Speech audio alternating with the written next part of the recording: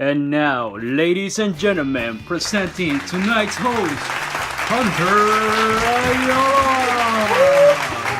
Ooh, it's great to be back in business, boys and girls, ladies and gentlemen. I am the fan with the mans, the only man, Hunter Ayala. Welcome to Late Nights with Hunter Ayala. Here we have the most extraordinary guest of maybe all of American history.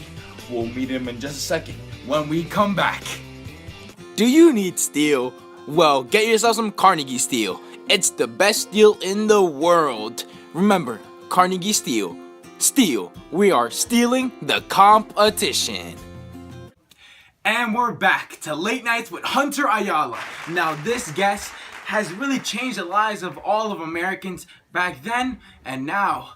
Can we get a big round of applause for the one, the only, Thomas freaking Edison?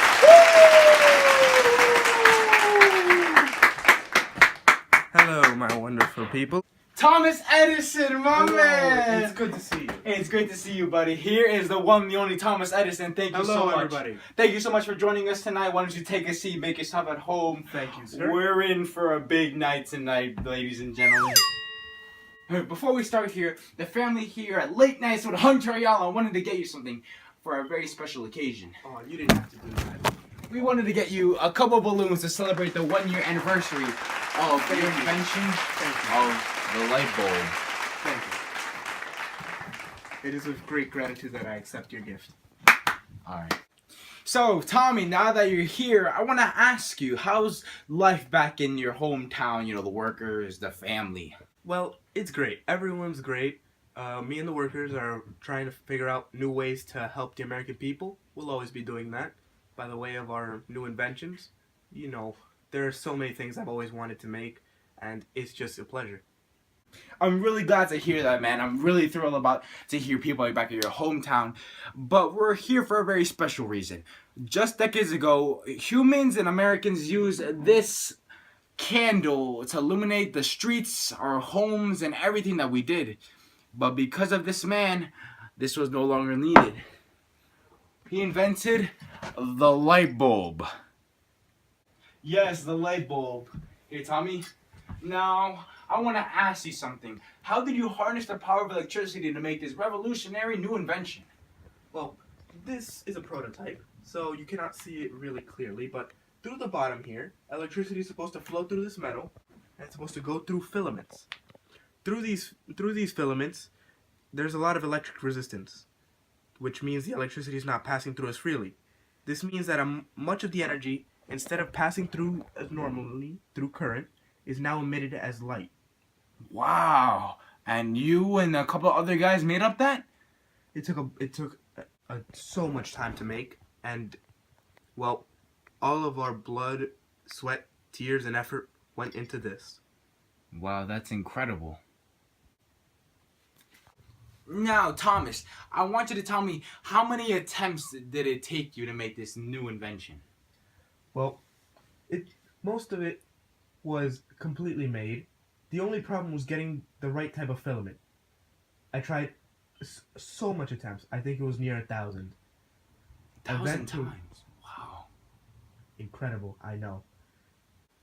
The way I see it, I didn't fail to make the light bulb 1,000 times. The light bulb was just an invention that took 1,000 steps to make. Wow, that's incredible. Wow. Give me a high five on that. It truly is. Now, Thomas, I want to ask you too, what makes this prototype, the one that you have right now, better than the other ones you had before? Well, to answer your question, I would say that other prototypes weren't as efficient. They used electricity where it might have not been useful to, and would have saved a lot of electricity in the process. Other types of prototypes would use expensive materials, and to do that would just not be as profitable. It wouldn't benefit the people. Of course not. They would have to pay so much when they could receive this instead and be a lot cheaper. Other prototypes also didn't. Genius. Other types of prototypes didn't even get a vacuum around the filament, which is also an extremely important part to getting the best light bulb. That's great, Tommy. But for 1 second, we're going to switch things up and we're going to have our sponsors play a couple of their messages that they have for us today. Hey, do you need to get somewhere far, far away, like across the country?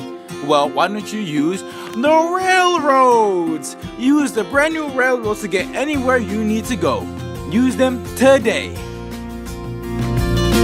And we're back in Late Nights with Hunter Ayala with our fellow here, the one, the only man, the myth, the legend, Thomas Edison.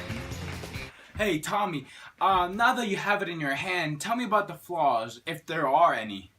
Well, there's one major flaw, but it's extremely hard to find. If there were to, say, to be a crack anywhere in the bulb, since the filament heats up to such high temperatures, there would almost guaranteed to be a risk of a fire. Almost 100% chance of getting a fire if the bulb were to be broken. So it can burn down this entire place if it just shatters? It definitely has the opportunity to do so, yes. So, Tommy, get that thing out of here! What are you doing? sure. Now, did you think that your new invention, the light bulb, would become as famous or do as well as you thought it would do? Well, I always thought it would do well.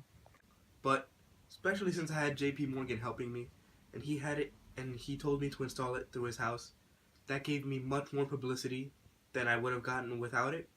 And I believe that with that extra publicity, that's why it did so well. That's incredible. Thank you so much for coming out, guys. I'm going to have to end this show right now. But Edison, thank you so much for coming out. And to all the fans that came out tonight to support us, thank you. This is Hunter Ayala saying good night.